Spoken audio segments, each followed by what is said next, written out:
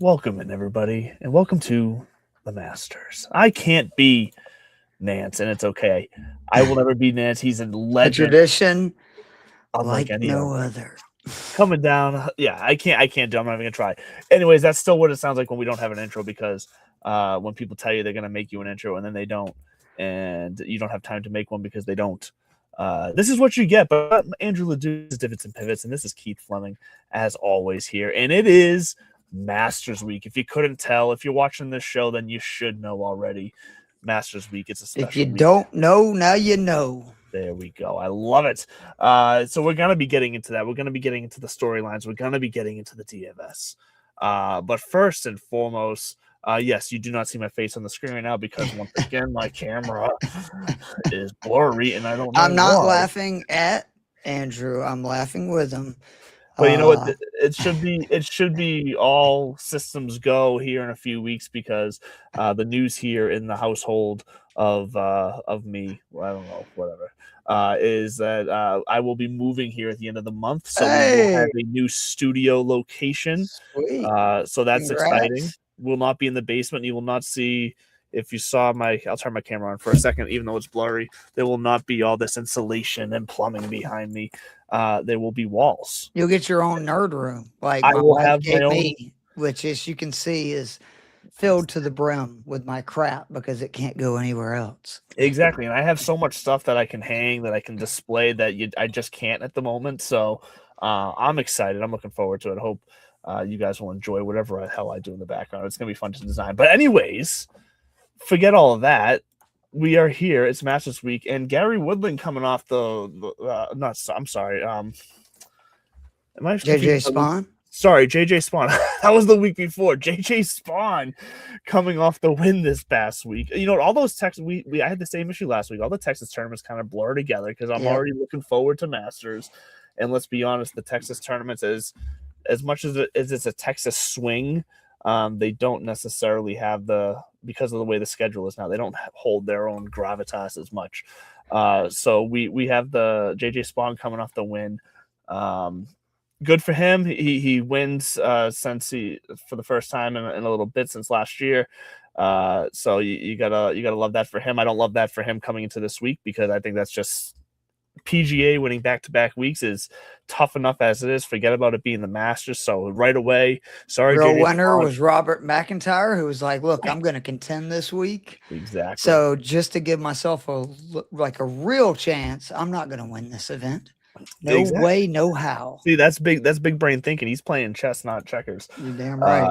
So Robert McIntyre comes in second. And yeah, that's what you can. And you know what? You mentioned if you didn't catch Keith's TikTok, I think it was yesterday morning, when you were on your nice little, looks like sunrise walk, talking about the trends of Masters Week. And there's so many, but that was just a few of my favorite. But this is one of those weeks that it's a real deal. Like trends, course history, superstitions. This is top 30 official world golf ranking. I think it's 19 straight winners. Right. Seriously, the interesting one to me is we've only had 2 winners in the last 25 years that had more than 1 week of rest. Right. And that's the entire field. I mean, pretty much. Like that's all the big guys are coming in with more than just your normal 1 week of rest. So, to me, if that holds again this year with like Scheffler, Rory, all the live guys, like a lot of these huge names haven't taken 2 weeks off. Something to pay attention to moving forward. No, and I think that was my favorite one that you gave because it does kind of speak to the potential of how wide open this field is. Because even though we got the big names at the top, Scheffler and Rory, there's question marks there. Scheffler hasn't necessarily looked as dominant this year as he has in past years leading up to this. First in approach each of the last 3 years going into this event. He's 82nd right now. Exactly. So there's that, and then there's Rory, who I personally question whether or not Rory. Like I'll be curious to see him out there without that drive of I need to win the Masters to get the career Grand Slam. Like completely co-sign that. Yeah, I want to see, is it different? Is that little extra drive not there anymore now for him? To where I'm not going to say he's just going to go through the motions. I think He he's looks still going to very get up comfortable for it. right now, which I don't know if that's the best thing for Rory, if Yeah, I'm I being think honest. the peak Rory is uncomfortable Rory. Yep. Because he's a a junkyard dog with his back against the wall. Like, he needs to feel threatened and almost offended, if you want to say, if that would be like the right. He needs to feel like people are. It's like Michael Jordan, who would just make up, reasons that other people or teams or the media disrespected him. So you go out and drop 40 on him and be like, I told you. Yeah. So that's why, like, I still think Rory's going to be a great play, but I'm not like, to me, there's no lock into like. And by the way, repeat winners really struggled. Like, only 2 of the last 20 have finished top 10. Forget about like winning. We know only 3 guys have done that. It's hard just to finish in the top 10. When you won, Scheffler's 10th place finish was the best finish by a winner in like 15 years. So last year, yeah. And you think about it too, like this in this tournament compared to other tournaments, there was so much asked of throughout the week of the defending champion. There's a lot of media involvement, involvement. There's obviously the dinner. There's a lot of extra things that break the routine. He was there to give the women's title, which I thought that was really cool. It was, but these are, like I said, these are all extra things that are outside of the norm for these guys. Very fair. And for Rory specifically. So, like, I don't think it's crazy. It's so outlandish to say that all the reasons why it's so hard to defend here compared to other tournaments. So yeah, I'm not necessarily, even though Rory still shapes up well for this tournament, I'm not necessarily high on him this week, for all the other factors. Now, I will say, DFS, I'm selling him all the way. Yeah, he's not worth that. What's he, like, 11 something? Yeah, you can get Rom for $600 cheaper. Sign me up. Agreed. And we'll get into that more, but I still think Rory did have an amazing answer. I don't know if you saw this when one of the reporters asked him why he didn't make the dinner more Irish. Yes. He says, well, I wanted people to enjoy it. Well, no, he said he wanted to enjoy it. I thought he said he wanted people. He said I wanted to enjoy the dinner too. That's good. Because let's be honest, as an Irish, Irish and British food isn't any better, just for the record. It's really not known for food in that area of the world. So no offense to anybody listening that enjoys that. You do fine. You. Yeah, it's fine. But yeah, so I thought that was great. I thought that was a great moment. And yeah, like you alluded to, Rory there to hand out the women's trophy, and like he's been active this week. So yeah, for all those reasons, I am out on Rory this week. Even though he technically does stat out well here. I think him and Fitzpatrick, if you take all the trends, and there's a ton of them, there's been a few people that have done this. They were the 2 that got the closest to hitting every single one of the trends of, like, again, the tons of trends that people have came up with, say for the last 2 decades. Now, but I love Fitzpatrick for his price this week. At 8,700, that price feels like a steal. And there are a few guys, because I feel I want to go kind of through the price ranges. That's how we're going to structure this tonight. I want to go through the price ranges because I think there's definite steals kind of in each price range that can really shape your lineups this week from a DFS standpoint. Something I do want to note, though, before we kind of go into all the details, though, is that this is really the first time at the Masters in the last few years since all the live stuff that you're not really seeing that discount for these live guys anymore. Oh, a hard disagree. Like, so, well, I'm talking about the big guy, like John Rahm's 10,000, Bryson's 10,000. You don't think that's a discount? Well, compared to Rory's not playing better than Rahm or Bryson, but I'm saying he's $1,000 more. I'm just comparing to those first couple of years after they went to live. We were because nobody knew what to do with them, with their stats or how to compare. Like we were getting, like, remember when Cameron Smith was on his heater and he first jumped to live, and then the first round of majors he came back out in, like he was pricing like the 8Ks. Like that's what I'm talking about. Like big discounts. Like we're not. I think though that they are. Like I think Reed at 9K is maybe the biggest discount on the board. I will say that is, yes. Okay.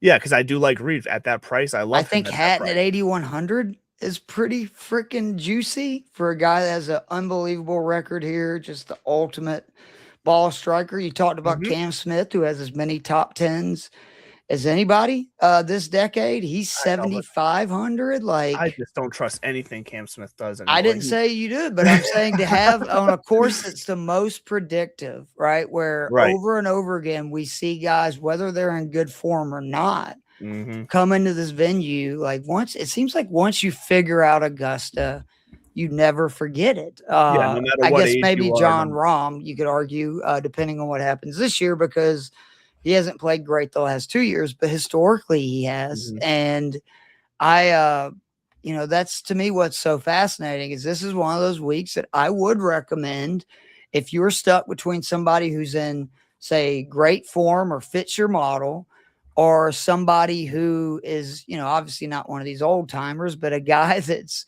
got like 4 or 5 top tens here. I'd rather play the guy with 4 or 5 top tens. I just would. No, and I do agree, and that's why we still see guys like Danny Willett performing well here at Charles Schwartzel year in, year out, and it's the only time we see them perform well all year long is here. Now I will say, obviously the Fred Couples last year, or was it 2 years ago? But it was within the last 2 years when he had that great Thursday Friday start. Like, that is still an outlier. Like, Fred Couples will still play well here, but for him to be in like the top 20 through 2 days, Zach Johnson is somebody to pay attention to with it being so firm and fast. We've seen him really start to put together. I think he finished top 20 last year in this event. And I think it playing firm and fast is very good for guys like Schwartzel, guys like Johnson, guys that they know this venue and they've had a lot of success here. They just don't hit it quite as far. And I think with the rollout, it's going to take away some of the advantage for these bombers. Yeah, and Schwartz, I'm just looking, finished T36 last year, which historically, distance is one of the key stats at this venue. It's just something you need. Also, around the green and scrambling, like those are some of the historical key stats. But I do agree with you that this is one of those weeks that I put a lot of. I look at those key stats, but I put a lot of weight on previous finishes. Yeah, because it shows like which guys can actually put together enough of a 4-day span to get that finishing result, because that matters here.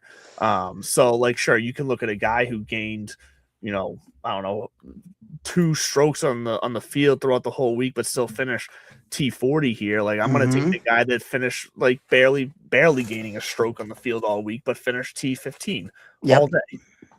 There's so many other factors other than just stats here. There's the pressure, there's the crowd, there's the whole ambiance of what they're doing here that I think all plays into effect just as equally as the raw stats. 100% cosign.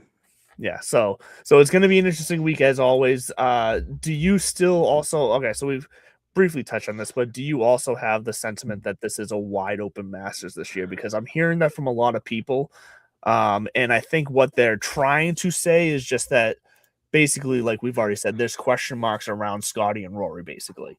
And I think that's all they mean by wide open. But like, how wide open do you feel like this Masters is? Like, are we talking like a winner can come from this 8K range this week? No. Okay. That's still one of the top 10, 15 players in the world is going to win this event. Like, this is what the Masters has become. Like, we had that stretch in the early 2010s where you had, quite a few winners that either had not reached their potential. I mean, again, Bubba ended up being a top 10 player in the world for a lot of the time that he, won the 2 green jackets. But I mean, just look at the last 4 years. Rory, Scheffler, Rory. Like, I mean, Scheffler. Like, that's it. Like, that's probably the 3 best golfers in the world right there. Yeah. And they've won the last 4. I would love to see it. And we are well overdue for that. Oh my God, that guy won the Masters. Like, it's been a minute. But I just, if you were, again, we're betting people. I am a betting man. I would guess it's going to be one of those like top 15 names on the betting board or the top 15 names in the DK pricing. Like more than likely that's going to be where the winner comes from. So let's talk about some of these guys that are just outside the top 15 in the world rankings right now. Sitting at 16, Ben Griffin. At 17th, no chance. Right. At 17th, though, we got Ludwig Oberg. He's just outside top 15. Let's see who else. Akshay. Are you not seriously concerned about this? Is 2 weeks in a row. He's kind of vomited all over himself. Oh, I'm not saying with the league. No, I know that. I just wanted to ask, am I overreacting to No, I'm 100% concerned by that. Like, it feels like what happened to him at Augusta 2 years ago may have stunted his growth as a professional player because he has not handled being in the mix since then. No, it's 100% a fair fact. These I'm just strictly naming. So you mentioned the top. But the next name you're about to say, yes, he could win this tournament. I think he is though right now one of the best 15 players in the world. Yeah.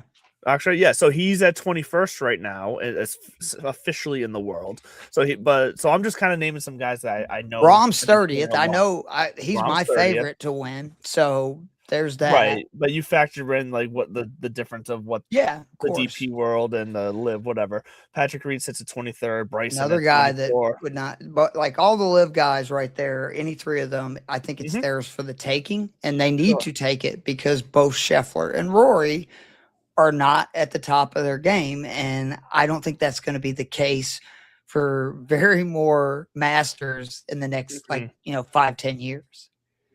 Right. And then there's a name that seems to just keep getting increasingly more popular as this week goes on. There's always one.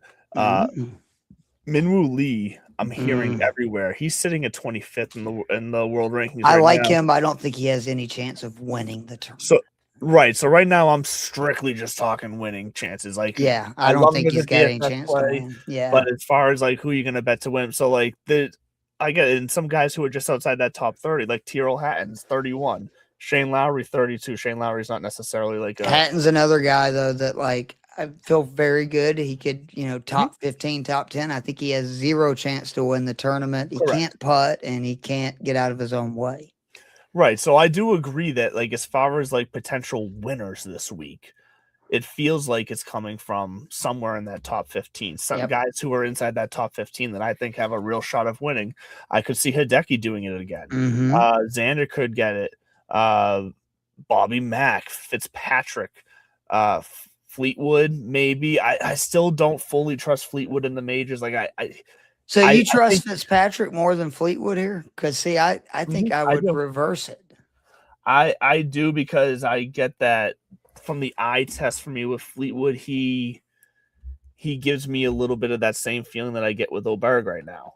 Yeah, that's fair. I just the concern I have for Fitzpatrick and for a couple other guys that I keep hearing mentioned for winning this tournament is you have to putt well. You don't have to putt great, but you have to putt well.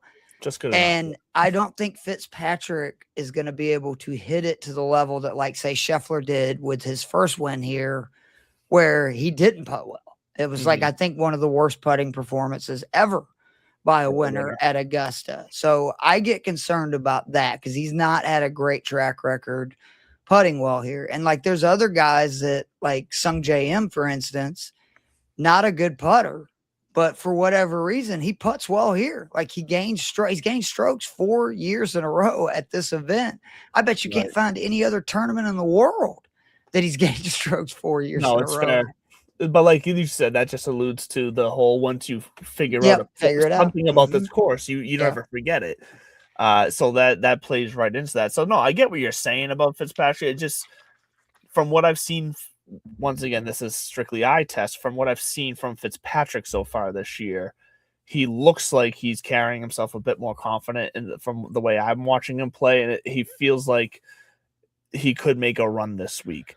I would love for him to win. I like Fitzpatrick. I think that he's more of a U.S. Open champion type winners. He wins this event though. Look out. This could be the beginning of him going on a run, because this is not an event I expected him to win. Where are you at with Colin? Because I've heard people all over the place. Still staying away. Still staying away from him. I know he's 7th in the world. I know he seems to be putting played very well here. Some of his demons behind him. He's technically modeling out well for me this week. So like, I understand it, like from a pure chance to win this week from the numbers standpoint only. Like, I think he's up there. He's got as good of a chance as some of these other guys, but am I going to be putting any money on him to win? No, I'm not. I'm going to let somebody else make that bet. I just was, again, he's one of the guys that I've been really intrigued to see where everybody stands on, because it's kind of a bummer for him. He was playing so well for the first time in forever. Me, you, and everybody and their grandmama had him at the players. He was putting. That went bye-bye real quick. Yeah. So it sucks. I mean, it's a guy that since 2021 here, 18th, 5th, 10th, 3rd, 14th. Yeah, he's got the history. That's a lot of green. But I'm with you that I'm terrified. What about Koepka? Because we're talking these guys because I'm still waiting, and I think he is going to show up now. He's back on the PGA Tour for the Koepka from the majors to show up. And it would not shock me at all if he wins a major in the next year or two. Like, I just, you talk about like swagger. It feels like he's got his swagger back, like just the way he moves and is walking around. Obviously, it's not been great. He's putted terribly, but his ball striking numbers have not been like bad. They've been actually really good overall. And this is a venue that I know he hasn't had much success recently, like outside of the runner-up to Rahm. But before that, he had a stretch where he finished 7th, 2nd, 11th.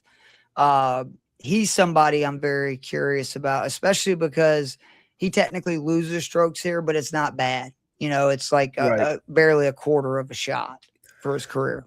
Yeah, so he's doing just about everything right for me for this week. My biggest question mark with him is, unfortunately, one of the bigger kind of correlating stats at this course year in and year out is his around the green numbers and scrambling numbers are bad. Very very bad. Yeah, they're bad. That's the correct word, bad. Yeah, and this is a course that the rough isn't necessarily penalizing. Like, you should be able to be all right with that. Like, so yes. How did he scramble at the Waste Management? Because I think that's let me look that up real quick, because I think that's the only venue he played this year that had like a lot of mowed down areas let's around the green. So the Waste Management right here. So around the green, he picked up 0.17 strokes. So it was at least around the he missed the cut at the Waste Management. But so he at least was a positive around the green. I don't have his scrambling right in front of me for that tournament specifically. I was just curious, because I mean, that's the kind of thing that sometimes can get lost in all of our data. Is it a correlating course, right? And I do think that the Waste Management is, outside of probably the Houston Open, the most correlated for around the green scrambling, chipping that these guys see before Augusta every year. So it's a big deal. I know he did not chip well, though. That's the other problem. At the Houston Open, it's also not a good sign when he missed the cut at both of those events. It's not a good sign. So like, it wouldn't shock me if he goes out and has a good performance this week. Like, not at all. I'm not going to be shocked by Brooks Koepka performing well in the major. But am I taking that chance when I can get, in DFS terms, Speed for $100 less, or Fitzpatrick for $200 more? Like, I'd much rather play those guys. Totally get it. Now, someone who is speaking of, you mentioned the players just a little bit ago, getting a lot of love this week, and rightfully so. My favorite trend, right? It's a fun trend that the players champion, which is Cameron Young this year, has gone out. How many years in a row has it been that? This will be 3 when it happens this year. Right. So it's been 2 years in a row so far. The Players Champion has won the Masters. Cameron Young is in that spot right now. He hits a couple other trends because he's also number 3 in the world right now behind Scotty and Rory, which I was kind of shocked to see. Like, I know Cameron Young's been playing fantastic golf. I was shocked when I saw that he was 3rd in the world. Like that was shocking to me considering he ended the year last year, in the top 20, but at 19th. Like I knew he was playing good. I just didn't realize he was playing that good compared to the rest of the top guys in the world. So Cameron Young is right there. And not only does he hit the trend, he's got great scrambling numbers. He's long off the tee. He can score. Forget long off the tee. Do you know what his good drive percentage at Augusta National is for I don't have it in front of me, but why don't you tell us? 89.3%. Yeah, so he's also accurate off the tee. He's long and accurate. Absurd. Like Corey Connors is the only person I think that's higher at 90.8. And he's got a whole nother gear that Connors does not. I also love that 3-putt 1.9% of greens. And by the way, Cam Young is all of a sudden, like, we're almost now at a full calendar year of him putting lights out. So I think that he's just figured out how to putt. Yeah. And then the biggest one to me for this course, the par 4s are so crucial. He is birdie or better percentage on 18% of them. That's about as good as you're going to see. He needs to play the par 5s better. That is really the only reason that he doesn't have a better finish than his 7th and 9th place finish. He's only birdieing or birdie or better about 42% of the par 5s. And I mean, just for, reference, somebody like Victor Hovland, 53%, Patrick Cantley, 50, like he's got to get that number up. But I would not be surprised at all if Cam Young is the Masters champion come Sunday. And I think he would be somebody that Augusta National would go crazy for, if it came down to say him and, somebody else. Oh, I 100% agree. I would love to see it. And this is a perfect segue.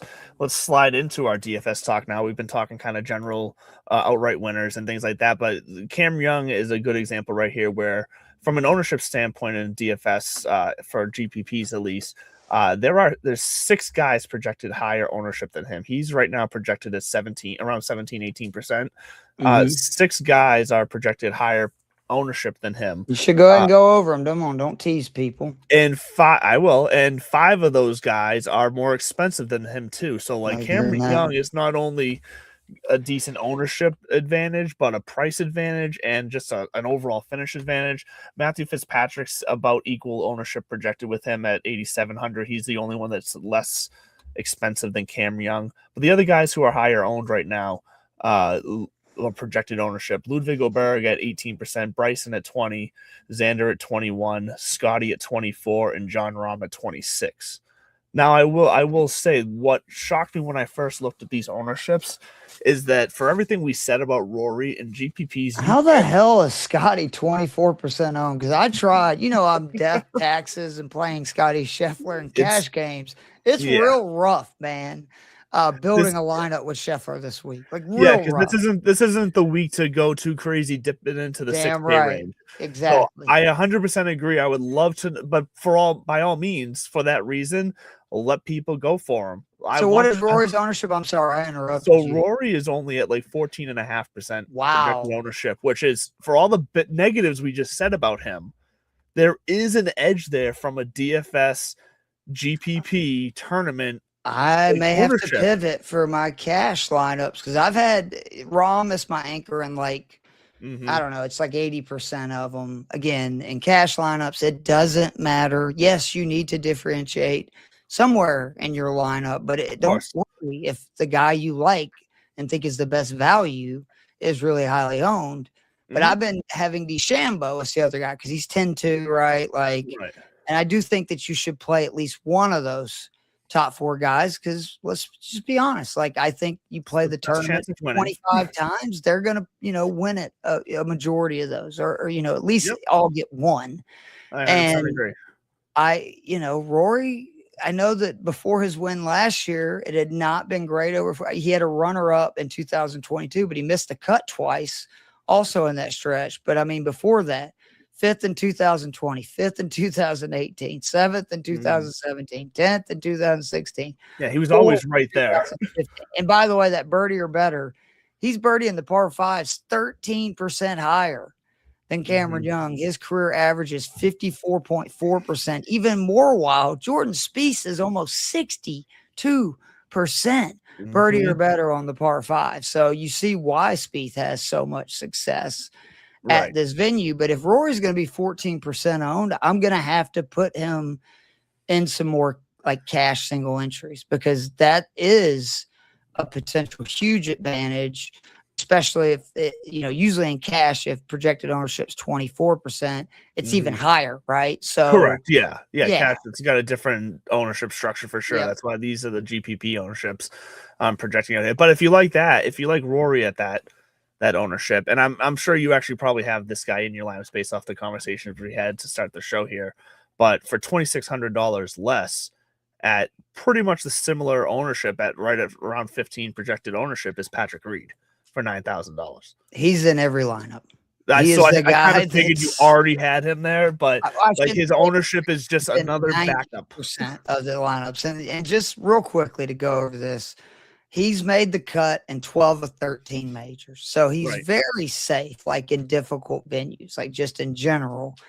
And if you threw out his win in 2018 and started tracking Masters strokes gained total from 2019, again, after his win, he's fourth since 2019 in strokes gained total. He's got 5 top 12s just this decade at this venue. And what is most important is he always gains strokes on approach, around the greens, and putting here. But his approach numbers overall this season are the best of his entire career in terms of strokes gained. If he's hitting his irons the way he has, with the way he can putt, we know he's a magician around the greens, and playing firm is only going to help Patrick Reed, because it means the drives are going to get longer and players are going to miss even more greens, making the scrambling again even more important. I think he's so safe for cash, and I'm shocked that his ownership is that low, other than the fact that you just don't like the dude. Well, I think that unfortunately does, for at least for the casual fan, they know his name, but they know his name as this villain figure in the PGA. I do think that plays into it.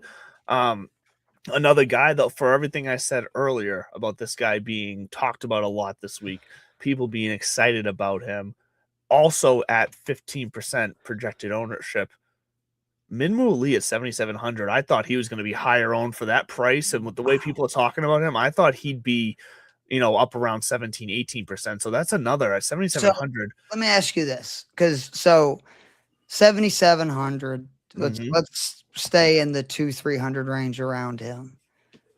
You like Minwoo Lee more than Russell Henley on this golf course?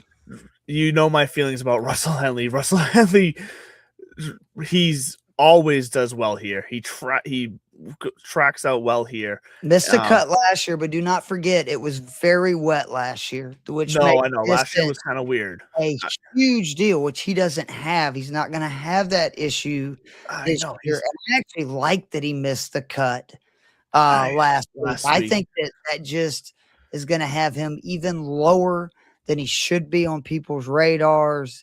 And I mean, his numbers are elite across the board this year. Russell Henley's sitting at about 7,900. 11% projected ownership. Pretty sexy. And then like Harris English. Literally the 2 times I've played him this year, he's missed the cut. That's why it's such a sour taste on me. You need to let me know if you're going to play him. But Harris English 7,300. I think he's a great play in that range. Sung J M 7,500 is one of my favorite plays this week. Again, he gained strokes on the greens here 4 straight times. He's still hitting the ball well. This is a golf course for him. And then a guy that a lot of people are going to miss, Max Homa. He loves this golf course. I keep putting him in and out. 2 years, par fives, he eats them up. He drives it really well. I like Homa this week a lot as well for DFS. Homa's one of those guys that I keep putting in, taking out, because that's I I'm definitely right there with him. He's at about 5% projected ownership, just to hit some of the other guys you just talked about. Sungjae Im, about 7%. Harris English, where was he? About 9% projected ownership. So there's 100% some great value there. Let's go through Yeah, the sorry, kind I'm of going. Yeah, no, it's all fine. over the place. Let's kind of hit the price ranges because I think we've talked quite a bit about the 10K and above. And if you're not familiar, the four guys we have above 10K and DK this week is John Rahm, it's Bryson, it's Rory, and it's Scotty.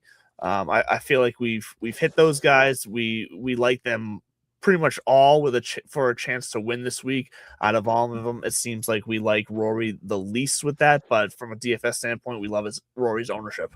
Yep. So that I feel like that kind of sums it up. The 9K range, juicy. I think the winner has a good shot at coming from this range as well. It does, but I'm pretty much playing Cam and Reed. They're just right. To me, the two guys I like the most are the cheapest, and I have real questions about everybody else, including Xander, who I know there's a lot of stats showing he is moving in the right direction. He's got an outstanding record here, but Xander's kind of reached that category in majors where I need to see something from him before I'm just like putting him back in, cash lineups. It's 100% fair because he should be like a dominant force, and when we haven't necessarily seen that dominance out of him. Like it's been really disappointing, has it not? Like for me, I got so behind Xander because he proved everybody wrong, including myself. Like, you know what I mean? Like he went out and had one of the most dominant years I've seen in a long time. The way he, finished that season winning those two majors, and he's done nothing since. Nothing. It's fair, and I think that's the only reason why he's disappointing is because of our expectations for him. If it weren't for the expectations, you just look at him in a vacuum. He's playing fantastic golf. Yeah, and like he's easily a top 10 guy in the world, like without a doubt. But we have high expectations for him. So so we're pretty much in agreement in the 9K range as well. Young and Reed are definitely like my favorite DFS DK plays there as well, because I think from a price standpoint and an ownership standpoint, they are just absolute value. Also, I just really like the 8K range, like the upper 8K, where I'd rather play them and save $1,000. Oh yeah, I mean Matsuyama, I would play all day long. I already told you I like Fitzpatrick, Robert McIntyre. I love McIntyre. I absolutely love Jordan Spieth this week because we haven't seen him playing this good coming into the Masters in a while. Yep. And he's very fair champion, and I absolutely love him at that price. And his projected ownership is, where was it? It's actually fairly around 12%, 12-13%. So I will take that all. Only thing that scares me about Spieth here is his putting. It's bad. Like he's actually almost now where he's losing strokes to the field. But this is one of those, putting. As we said, he knows this course though, to where like I feel like when it comes to the if putting is the one thing, like if there was multiple things I was worried about him with coming into this week, right? Like that, I feel like that's more of an argument. But putting is the one thing where I do think that if you know a course, you know it. Like as you were saying, it's fair enough. But again, putting, his career from 2019 to 2025, so we're talking about 6 Masters.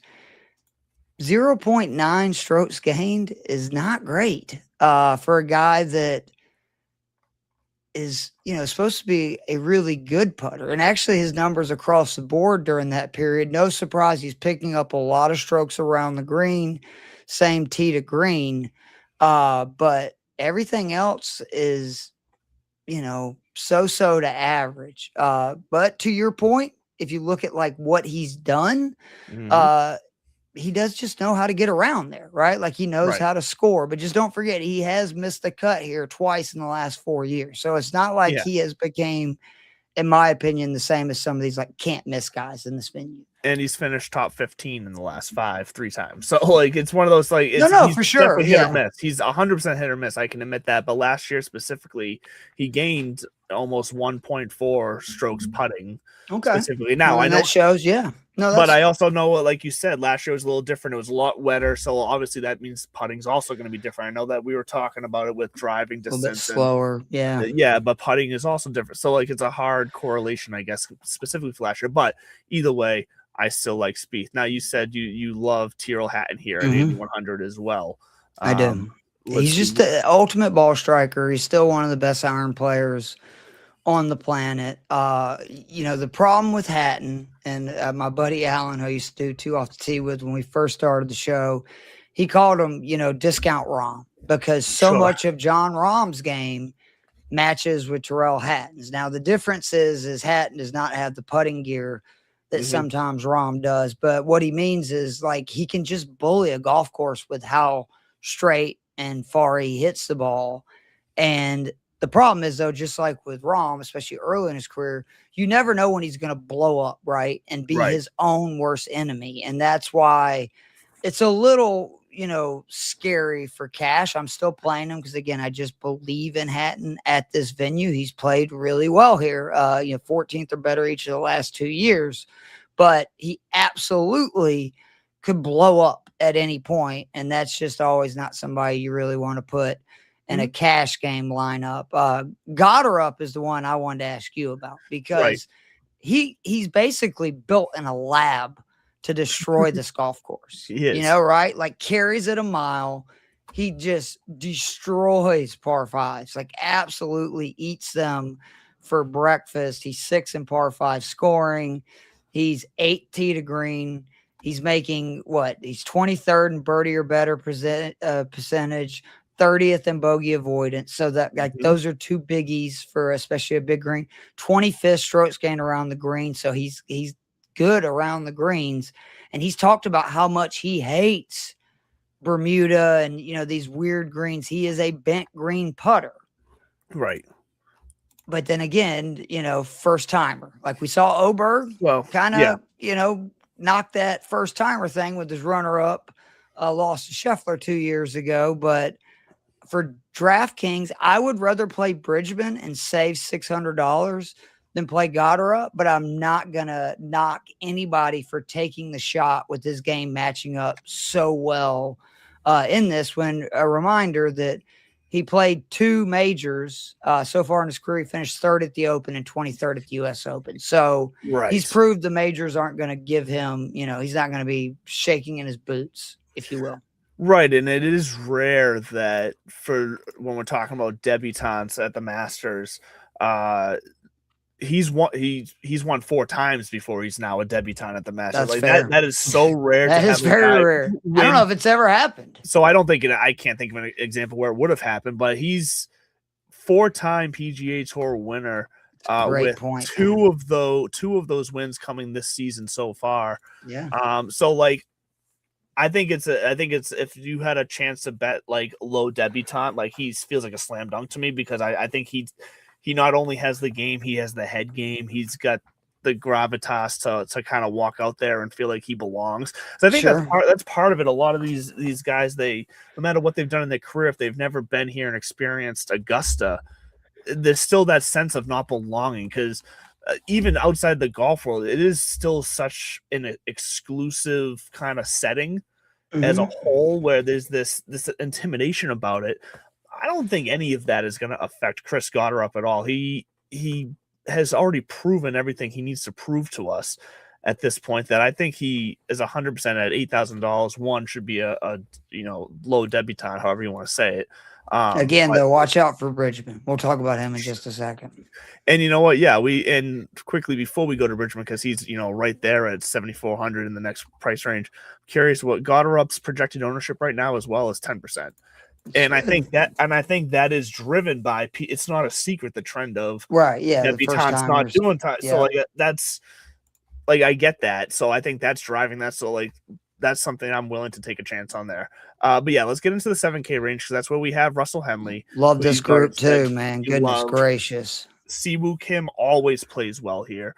I'm not quite sure this is the year for him, but he does have a fantastic history here. As I pull that up really fast, T30, like he doesn't necessarily always like blow you out of the water, but he's a safe he's like Harris English. 30. Like him and Harris English are both guys that I would be shocked if they don't finish top 30 for different reasons. Siwoo is going to just ball strike this golf course to death. Exactly. Harris English is going to, drive it really well and make putts, which at Augusta, that's always going to get you somewhere. So I think they're very safe. Corey Connors is also in this range, very safe. Jason Day is in this range, feels very safe. It's the guys down in the low 7K that are interesting to me because they're risky, but boy, could they potentially pay off. We talked about, again, Cam Smith, who I know you said you don't trust him. I don't really either, but since 2020, 2nd, 10th, 3rd, 34th, 6th, and obviously missed the cut last year.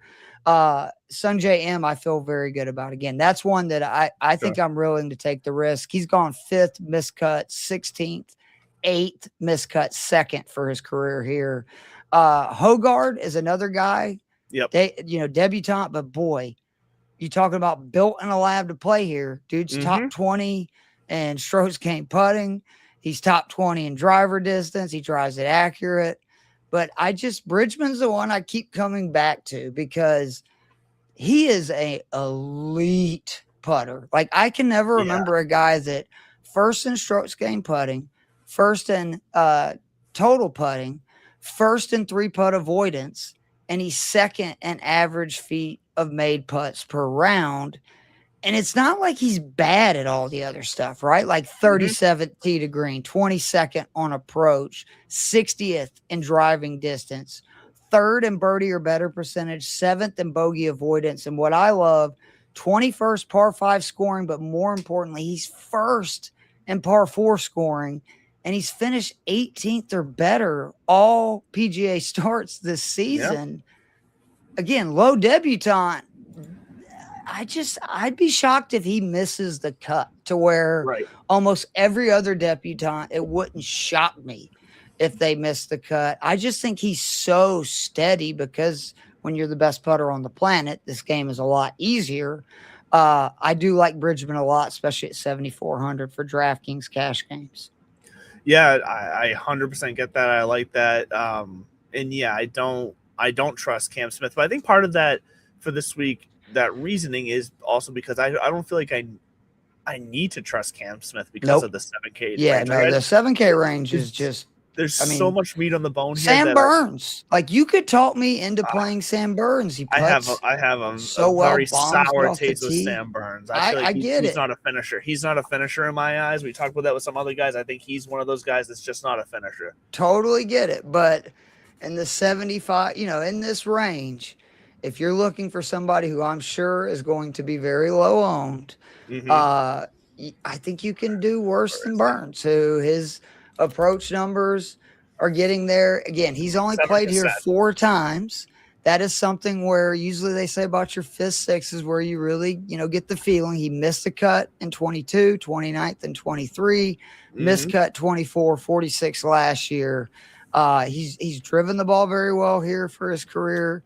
He's putted no doy very well. And the big thing to me is he's not making doubles. I don't know how great that is for, missing cuts, but it is something that usually pays off here. But the guy in the low 7K range that, again, I'm playing that I know a lot of people are not is Max Homa. I mentioned him. Right. I love him. I love Harris English. You could play those two together at 7,300. And then a lot of people are going to be playing Adam Scott. I'm sure I'll sprinkle him in there. But he's Ryan, 11%. He's Adam Scott. There you go. Yeah. Ryan Fox, though, 7,100. Hell yes. Only played here twice. He's missed or made the cut both times. I love seeing that. Right. 5% owned. Bam. That's what I was saying. I knew he would be low owned because he burned a lot of people after the Players. Remember when he had to withdraw? He actually burned me in the Players because I didn't get him out of there. We also now know that was kidney stones. Exactly. So and then he came out. I think it was last week. You asked the question and said, do you need a few weeks with kidney stones? And I was like, nah, he'll be fine. It looked like he needed a few weeks with kidney stones. Which is fine. Yeah, he drives it a mile. He plays par 5s well. He's one of the best players on the planet from 200 yards and in, which, again, you're going to get a truckload of those shots. Sure. And I just love, like, again, it's a small sample size, but his scrambling numbers and green and regulation numbers were both very good from his 2 appearances here, as well as his birdie or better percentage. So I think Fox is somebody you absolutely can throw in your lineup at 7,100. And I feel pretty confident he's going to make the cut. Again, 26 and 38. And by the way, 23 was the last year that it played really firm and fast, and he finished 26 in his debut. Mm-hmm. Yeah, I love Ryan Fox this week. I do. The guy that I also love in this low 7K range. It's one of my favorite plays. Also around 9-10% projected ownership, and is also top 30 in the world right now, sitting at 27th, is Maverick McNeely. Ooh, another guy that not heard a lot of people on that, but so I like it. I also have not, which is why I'm kind of surprised he's even close to the 10% projected ownership. Wow. Okay. But he is modeling out fantastic for me. He models out 8th for me. 9th and I hit the wrong button and scrolled everywhere. 9th in par 5 scoring, 7th in around the green. His scrambling numbers are, let's see, top 30 in scrambling numbers in all my different kind of pools. He just hits everything. He doesn't have a single red on bet spurts for me in my key stats in my filters. So Maverick McNeely is 7,200 with hopefully just slightly under 10% ownership is like I would be perfectly comfortable playing him and Ryan Fox down here and being able to pay up for some of those 8K, 9K, 10K guys. Yeah. I would feel so comfortable with that and so confident with that that it would be a very good week in my eyes. So I love that. Quickly before we finish up here, before you get to your next show, there's not really many notable names in the 6K range, but I was gonna say, let's go over who do you like in the 6K, like you feel relatively confident playing. Yeah, so there's really only 2 guys that I think are worth mentioning in my eyes in this range, and that is Kurt Kitayama has a decent Great history long iron here. Player. Yeah. Right. So like it just shapes out well for him. He has an all right history, nothing to write home about, but an all right history here to where nobody in the 6K range is going to have a great history unless they're 60. Right. But then the other guy I like who has also a good history here and is playing some of his best golf is Michael Kim as well. Ooh. Michael Kim finished T27th. That was last year. Yeah, last year's Masters, T27th. He's playing some of the best golf of his career at the moment after having a really down year last year. So the fact that he had a down year last year and finished T27th here, it tells you that he still feels comfortable here. So I do like Michael Kim at 6,700. And if you are interested in playing him, his projected ownership right now is about 5%. Wow. I like that. There's a couple of guys in this range that I like, and it's purely because of how firm it's supposed to play. The first is Brian Harmon, who is coming around. Again, this is for cash game plays, like a top 30 bet. You got to have guys to make the cut. He's been playing well recently. He's been playing well, and I think that if it plays as firm and fast and hard as I believe it will, that's only going to help Harmon because he's not going to be giving up so much distance off the tee. He's very good scrambling around greens with mowed down areas. Zach Johnson, I was not joking about. He has finished 34th or better 2 of the last 3 years. Again, 2023 was the last time it played really firm and fast. He finished 34th. I think he's also a guy that, with it being very firm and fast, it's something to pay attention to. And then, not for nothing, but Matt McCarthy came in here last year having never played this golf course and finished 14th. Okay? It's not not easy to do. That is not easy to do. And the numbers were absurd.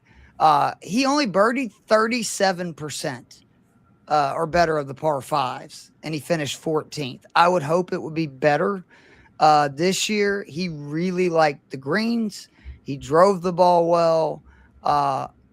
Again, not for nothing. It just, if you can do that in your first trip, we look at somebody like Ludwig Oberg, who finished second. Did he finish second the next year? No, but he made the cut again, had a good finish. So maybe McCartney doesn't finish top 20, but if he finishes top 30 down there at 60 400 or 500, you're going to be thrilled for DraftKings. Yeah. Well, and that's the thing. Depending on what style of game you're playing on DraftKings, you got to take your chances. You got to know where to take your chances. So hopefully we were able to help you find that with some of these, I guess, long shots, if you want to say it, some of the safe plays. That's all we're trying to do here. We're trying to have fun. We're trying to help you have fun. We're trying to help you make some money, us make some money, and do it all in a responsible way. Bottom line is we love this week. We love golf. It's Masters week. Download the Masters app because it is still the greatest app in the world ever created for sports. Yep. And that's going to do it for us here on Divots and Pivots this week. Enjoy Masters week. Enjoy the par 3 tomorrow. We love you guys. And as always, stay classy, my friends.